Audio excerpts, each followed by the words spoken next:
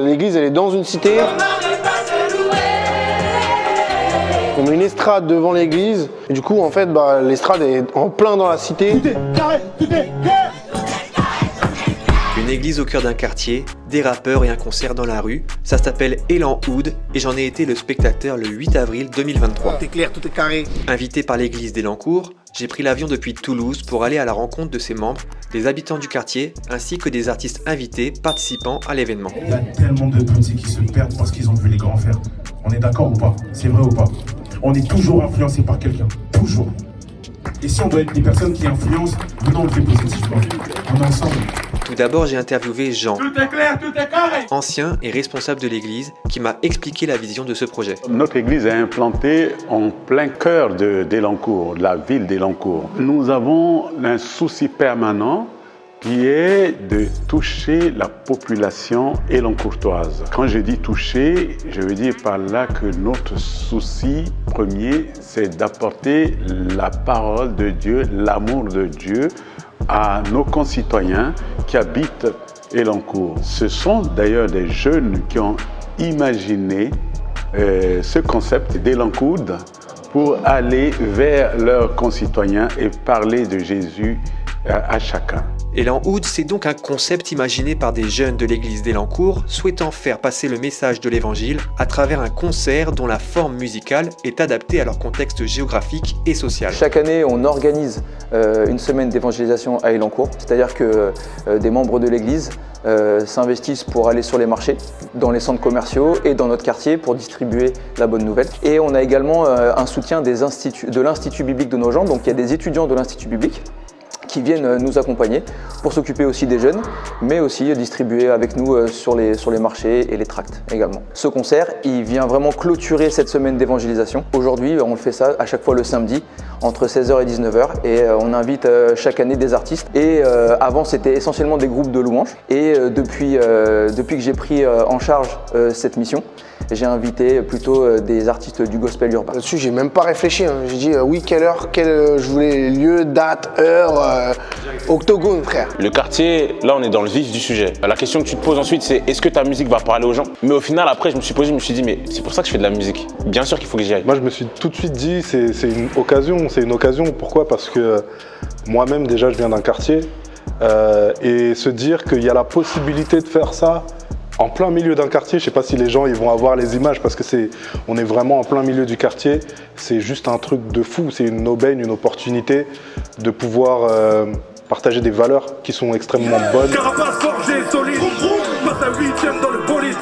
Parole pas saute comme Boeing. Reine des fois, je suis comme folie. Ta parole en moi fait un écho. Écho, avant c'est toco. Pas béton quand humain veut quelque chose.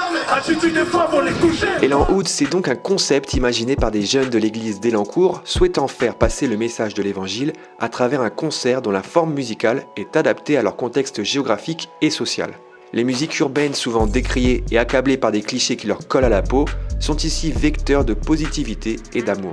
On utilise quelque chose qu'on sait faire, un don qu'on a pour l'écriture, pour les rimes, pour le rythme, et on le met au service de notre foi. Je pense que la musique, c'est censé être apprécié. Les gens entendent d'abord la musique et puis après le message. S'ils apprécient le tempo, le rythme, le flow, tout ce qui va avec, les mots, le message par la suite est entendu et tout se passe bien. C'est comme ça, je pense que ça marche. Clairement, le rap, c'est des codes. Ça s'inscrit dans le hip-hop, c'est des codes qui parlent à beaucoup de personnes. Là, aujourd'hui, on est dans un quartier populaire, un quartier au sein duquel il y a une église au milieu. Et je pense que même s'il n'y a pas forcément beaucoup de personnes aux alentours qui sont venues, au moins, ils ont entendu. Ils ont entendu, ils ont vu que c'est ce qui se fait. Et, en fait, on a repris leur code au final. Toutes les musiques qu'ils écoutent, on a repris leur code pour véhiculer Jésus, pour véhiculer Christ. Et je pense que ça s'est montré très pertinent parce que c'est la deuxième édition aujourd'hui. Aujourd'hui, on a eu un peu plus d'artistes chrétiens et en vogue qui sont dans tout ce qui est urbain, rap, etc. Donc oui, clairement, c'est quelque chose de très pertinent. Et si on osait, dans nos bendos, Yeshua, on essaye? On essaye? On essaye ou pas? Je me suis rendu compte qu'ils chantaient vraiment leur foi, leur amour pour Dieu. Et ils le chantent avec leur langue.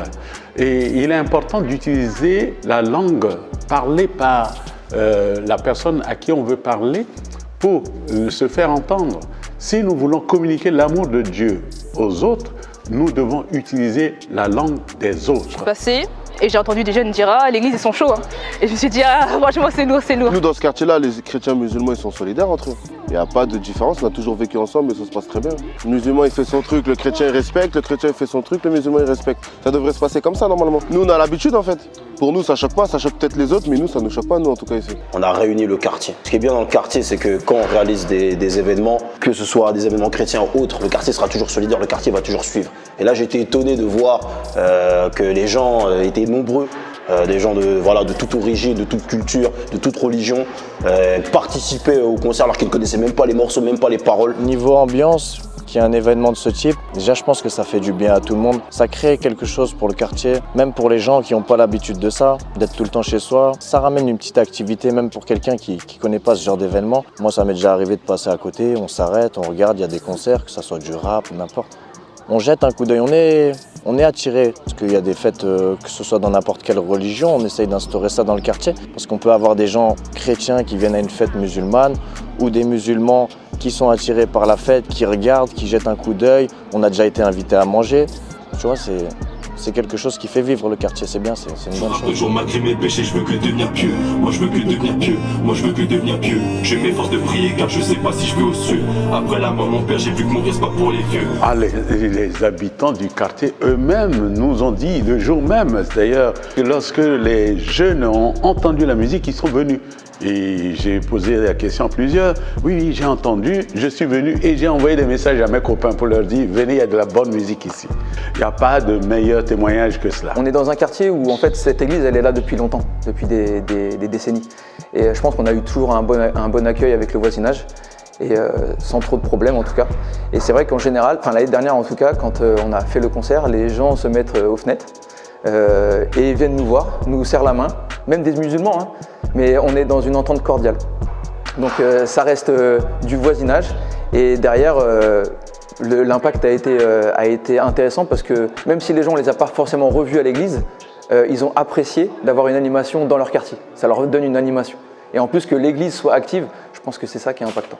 Par exemple, là, tout à l'heure, je vais interpréter un chant qui s'appelle Bella et qui s'adresse particulièrement aux jeunes filles qui ont peut-être vécu des choses difficiles, mais voilà, qui sont très influencées par les réseaux sociaux et tout ce qui se passe actuellement. Et que le plus important, en fait, finalement, c'est l'amour de Jésus et pas de n'importe quel homme à qui tu cherches à plaire. Un physique qui fait des ravages, qu'elle partage sans compter pour penser ses plaies. Plein d'artifices sur le visage, pour distraire les battants de son cœur plein de peine.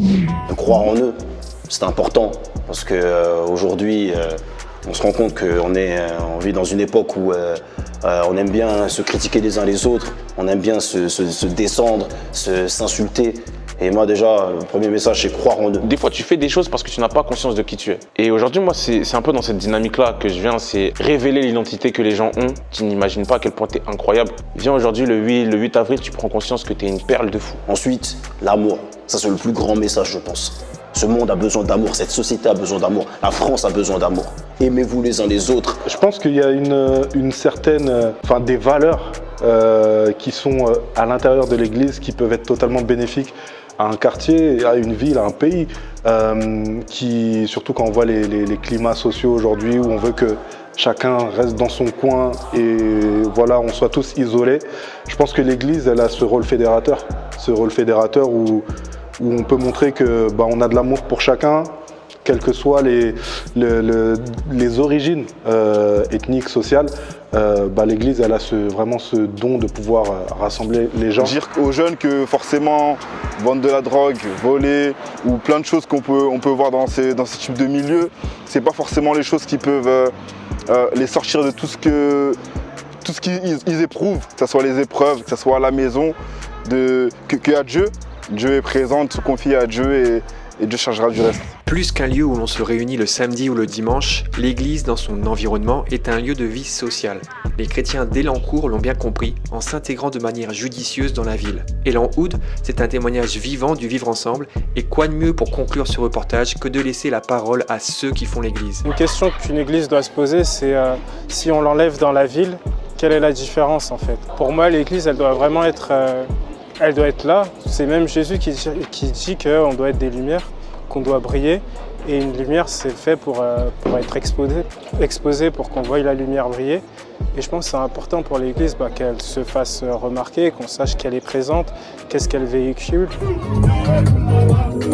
On veut pas tout le monde saper. Yahweh Koumama, va songer Yahweh Koumama. Regarde, je suis sorti des ténèbres. Regarde, je suis sorti du noir. C'est si bon de voir sa lumière. Enfin, je peux voir. Donc, y'a qu'un seul nom que je célèbre. Seul nom que je célèbre. Printemps, été, automne comme hiver. Printemps, été, automne comme hiver. Entre la vie et la mort, ils m'ont dit que tout est fini, oubliant que tu peux changer le score. Oh papa, je chanterai, tout est bien fait encore et encore. Il n'y a qu'un nom que je célèbre. Regarde, je suis sorti des ténèbres. À la fin, c'est Dieu qui gagne, c'est Jésus qui est fort.